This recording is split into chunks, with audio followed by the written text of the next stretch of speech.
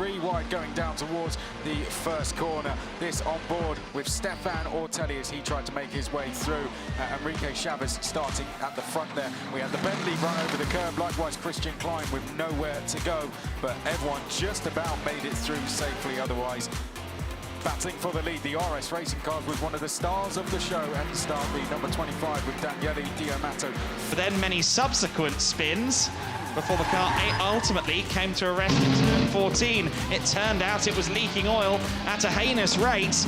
It spun on its own oil several times. And that, of course, brought out our first safety car period. As the safety car period ended, the pit window began, and it was a very, very busy pit lane. Leo Polcini stayed out there, of course, across the race dramatically. Out front we had our championship rivals coming together, side-by-side contact there as Louis Pret went past Enrique Chavez. A huge moment in the race that could be pivotal as Pret and Abril now lead after drop scores, but the two optimum corner.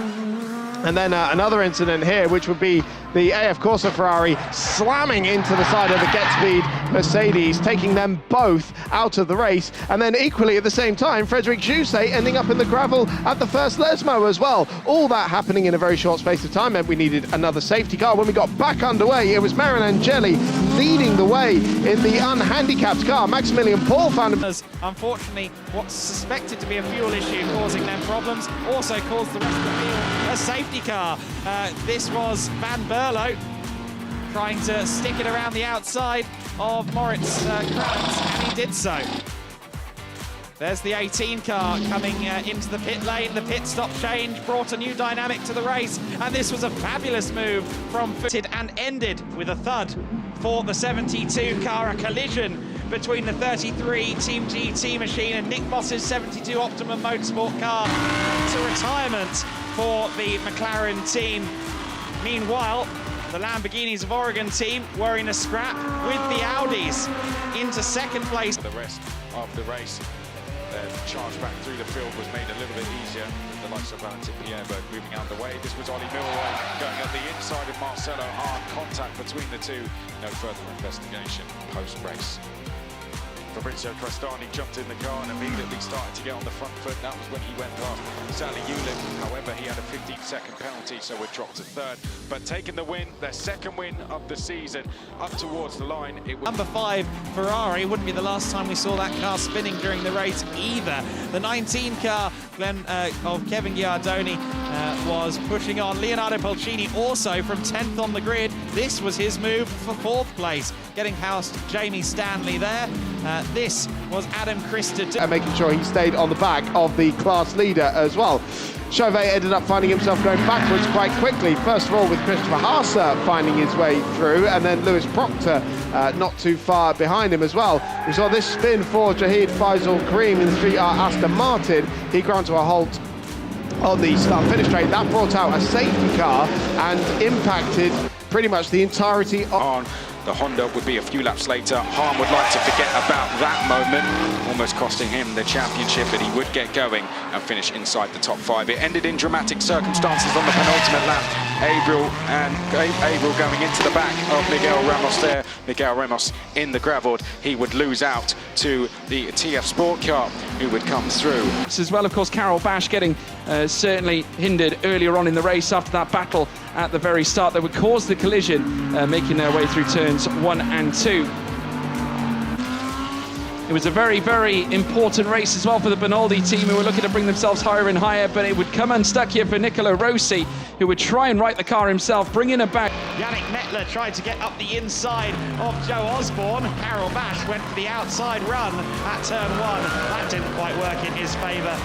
Joe Osborne held on to second place despite Yannick Mettler's best efforts. Contact between Valentin Pierberg and its way off the track, but then Maximilian Paul in absolute defiance would retake the lead, heading down in towards the Rettifilio. A great moment for the Oregon team as they led the way in the initial stint. We then of course saw the driver change window come to play, and Pierre-Louis Chauvet would jump into the car of that Mercedes car, having a little look at him in the number 48 as well of Nico Bashi and Marcus Sattler, then able to get through and then able to pull away in that Team Lazarus car. We then had another big incident for the Boots and Gillian team. That was Francois Grin. Again, he was okay and got out of the car.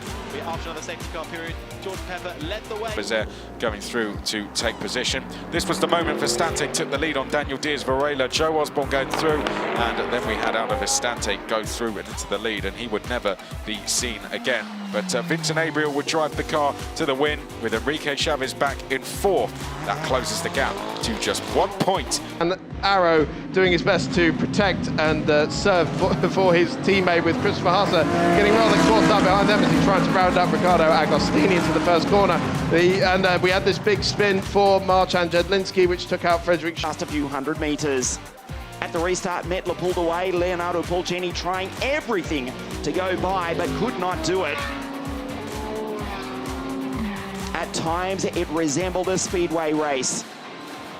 Door handle to door handle, fended. Number one, the battle early on was between Stefan Ortelli and Miguel Ramos, with the latter trying desperately to find the way past the Ferrari. They made contact on more than one occasion, but the two were laughing about it in the pit lane afterwards. No hard feelings, clearly. It was a slightly troubling first part of the race for the TF Sport Aston Martin of Sally Yolland, that just couldn't make the... The 9 Getsby performance car, driven by Moritz Kranz in the early part of the race, moved up into second place. It was messy further back. Steve Jans drove a brilliant first in. Dino Steiner beat the Rima Jafali and Dominic Schrammel.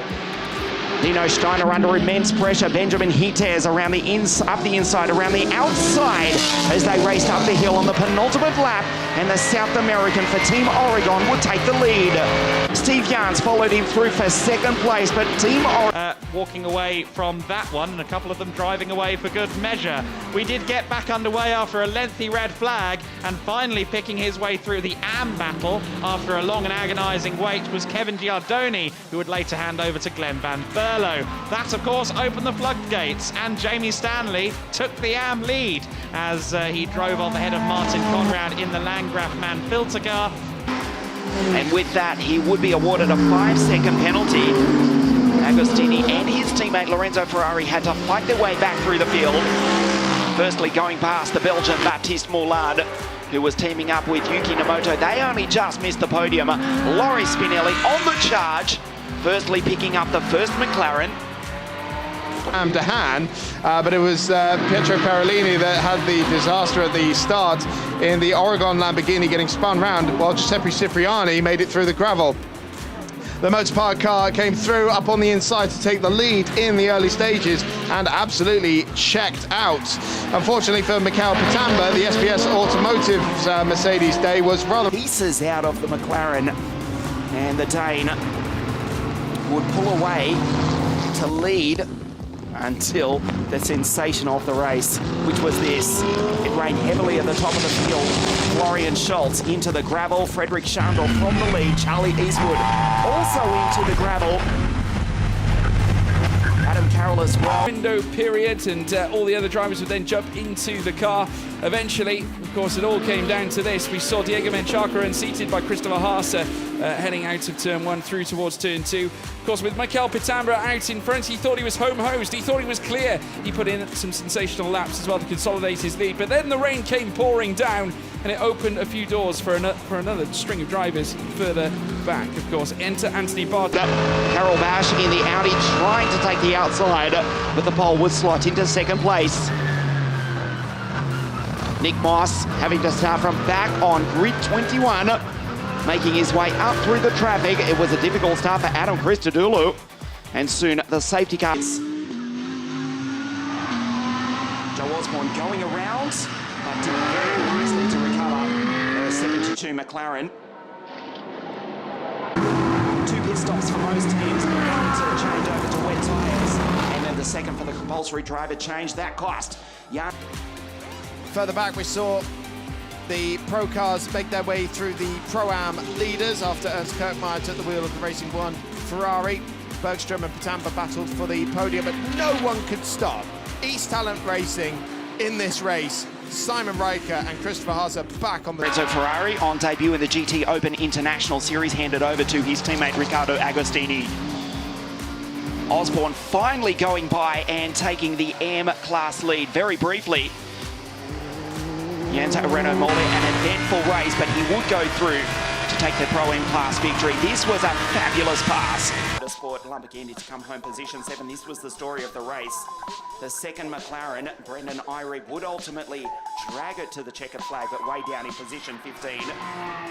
And also, we lost car 100 of Jakub Drednicki. Down the inside, couldn't make it happen. It was the Olymp Racing car, though, the yellow and black Mercedes, which managed to go late on the brakes around the outside to take the lead initially from Christian Klein, who kept him honest. Kessel Racing's Ferrari managed to work their way up into third place. Further back, battles all the way through the pack. This with Jens Renault Müller working his Honda NSX up to a Yuki Nomoto, and here is that battle that kept raging on between the Q1 by ENG Motorsport cars, both new entries for this season. It was Jaap van Lagen who ultimately won out and winning out overall. Swoop past him and take the lead going into turn 1 and 2. Nomoto in the green Lamborghini VSR car also able to get up there as we ride it on board with Patrick Kaprinski forced out wide there. We had a spinner in the background in the GT Cup, the 44 Porsche, forcing a couple of cars